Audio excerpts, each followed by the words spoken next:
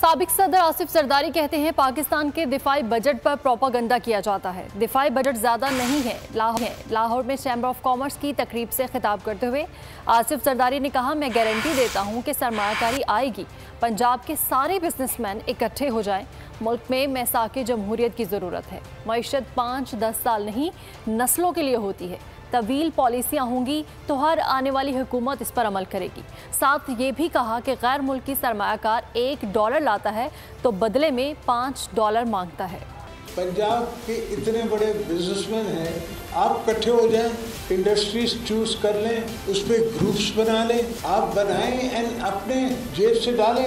We will guarantee them, we will guarantee those loans because individuals don't matter, but sit down on a charter of economy with us. Let's talk to each other. Economy is not for 5 years, 10 years, 15 years. It's for our coming children of our children. It's the coming generation to come. There is no way. There's nothing we lack. There's nothing you lack. Not the brain, the manpower, everything we have. I don't believe in even getting foreigners, because foreign investor will take from you, they'll put in $1 and they'll take $5 out. Budget 2023, वादों से इरादों तक का सफर और इससे जुड़ी अवाम की नई उम्मीदें। सरकारी मुलाजिम, मजदूर या हो कारोबारी, टिकटिकी बांधे सबकी नजर है इस साल के बजट पर। क्या हो पाएगी बचत? मिलेगा रिलीफ?